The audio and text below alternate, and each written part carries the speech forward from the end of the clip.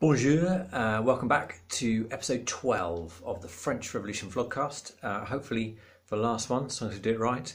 Today I'm thinking about the failures really, or the lack of success of the Directory, and ultimately what causes their downfall. Like all good history answers, there is more than one reason, and they're interlinked in this case, almost to within an inch of their lives. So we're going to start by thinking about the external problems that the Directory faced and how much of a threat that was to them. And the initial answer actually is that it didn't seem that big a deal. On the 24th of June 1795, the son, sickly son of Louis XVI died in prison in Paris. And the result of that was that the Comte de Provence, Louis XVI's eldest brother, in exile, declared himself to be Louis XVIII, the new King of France, and he issued the Verona Declaration. In the Verona Declaration, he essentially said, I'd love to come back and be King of France, and I will wind the clock back to 1789 and before, and will establish the Ancien regime, just as we all knew it and loved it before this ridiculousness started.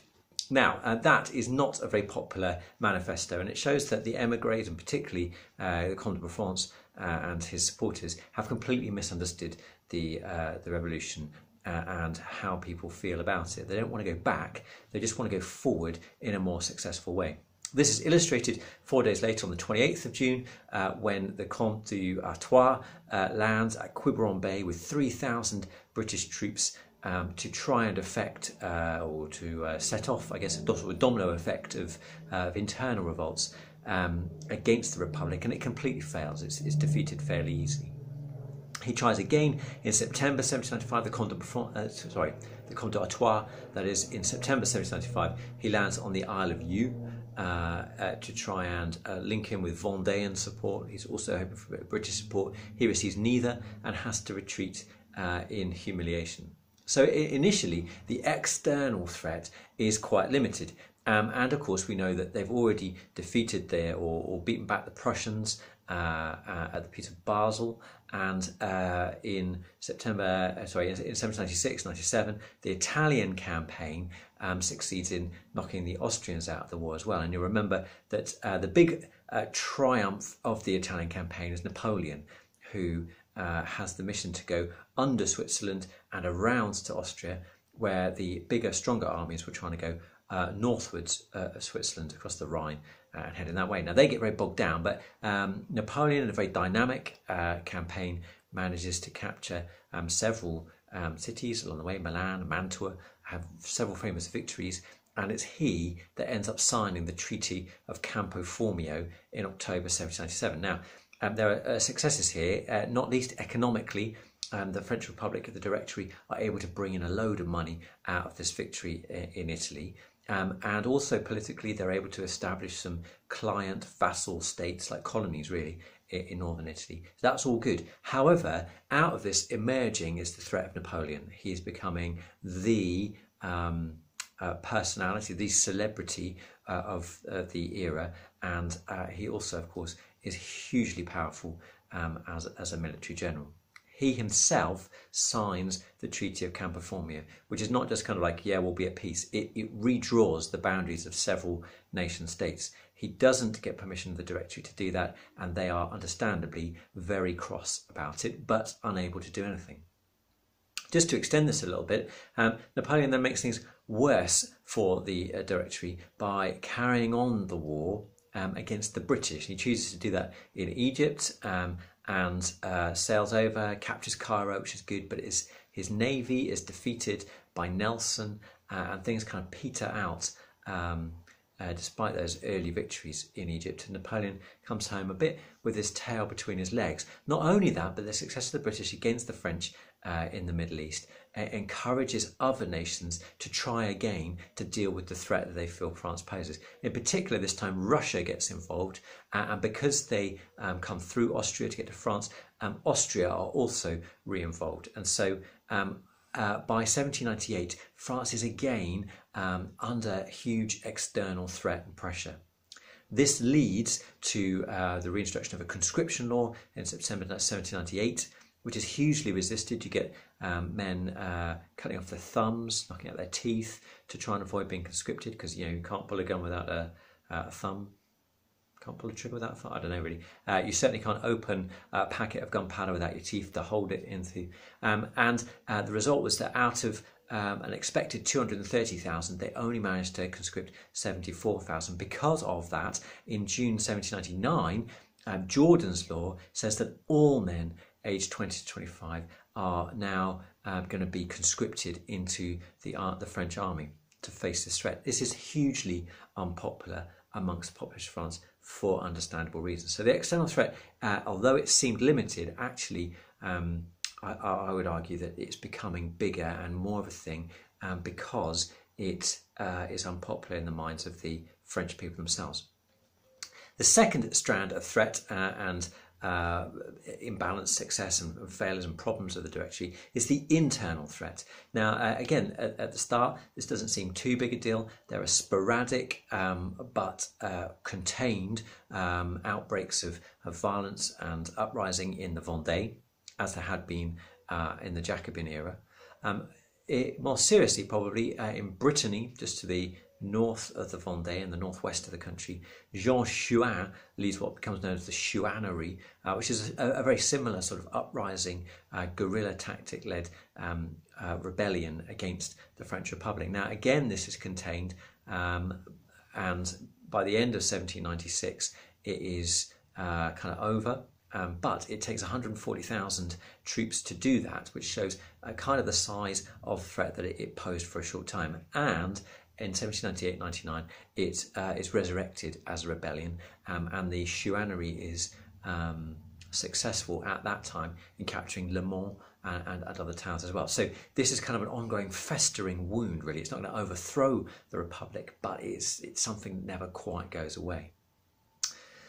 The third area of threat is the political threat, and I think for me this is really where things start to unravel. So built into the 1795 Constitution are annual elections. So the annual election idea is to avoid corrupt politicians sitting in Paris, earning salaries and being able to manipulate things to their own ends. So good idea. However, it does lead to instability. Built into the Constitution was a rule that royalists would not be allowed to engage in the first round of elections, and so the 1796 elections pass off relatively quietly. In 1797, the problems start. In the 1797 elections, a bunch of royalists are elected. Now, this is a big problem for the directors because they are all Republicans who campaigned for and voted for the execution of Louis XVI, and they certainly don't want royalists getting back in charge and taking their revenge. So they decide to go through what's called the coup of Floréal, and they get the army involved in this to support them. 2 directors are actually removed, new directors that had come in because they're felt to be either royalist sympathisers or potentially royalists themselves, and 53 deputies. Sorry, this is the coup of Fructidor. I should have said Fructidor first in 1797. This is then followed in 1798. So the coup of Fructidor leads to the disillusionment, actually, of royalists and Catholics. And one of the reasons the Directory falls in the end is that it runs out of people to stand up for it. So the Catholics and the royalists are immediately offside and think, well, we need a different form of government if we are going to be engaged in it. In 1798, it's the turn of the Neo-Jacobins. These are the more kind of radical revolutionaries who want to push things on further again. They're not proposing a new terror, but they are proposing bigger changes. And this time, 127 elections are annulled in what is the coup of Floréal. So Fructidor in 1797, Floréal in 1798. 2 years running, the democratic basis of the 1795 Constitution, of the Directory itself, is undermined. And now the Directory is underpinned not by legal and democratic right, but by their own ability to hold power in these illegal coups. Their unpopularity is shown that in the 1799 elections, although there's no need to kind of annul elections afterwards or arrest anyone, only 66 out of 187 government candidates are actually elected. So only about a third of the proposed government candidates are successful. And this is a sign that people are starting to walk away from the Directory. Increasingly a problem for them was getting local authorities to enforce their rule and the laws they passed. Because the army and the war is now costing so much money in 1798-99, they tried to institute a forced loan, and in order to make sure this loan is paid by people, they passed in 1799 the law of hostages, which said essentially if you don't pay up, we will take family members hostage until you do. And that any area that has a campaign of non-payment can be declared an area of problems, and the law of hostages can be applied there. However, that's very ineffective because the local authorities are so reluctant to do that. And so it's into this kind of emerging mess of things that Abbe Emmanuel Sayes re-emerges as a key political figure. He had written, do you remember, What is the Third Estate before the French Revolution kicked off, and survived as one of the plain politicians through the Terror, and now he emerges here as a proposed director. But actually, he decides that the time has come to overthrow the Directory, and he recruits Napoleon into that. And so in November 1799, when the coup of Brumaire is enacted, it's not so much that the strength of Napoleon that ensures its success, although he is strong and he has the backup of the army, and he's able to carry this off because of who he is.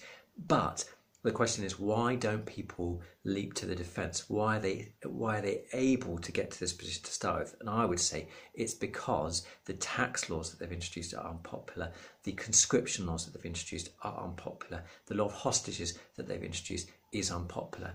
The anti-Catholic coup of Fructidor, it was unpopular. The way that they've walked away from the democratic election system was unpopular. And in the end, nobody liked the Directory enough to stand up for it. Thanks for watching. I hope that's helpful.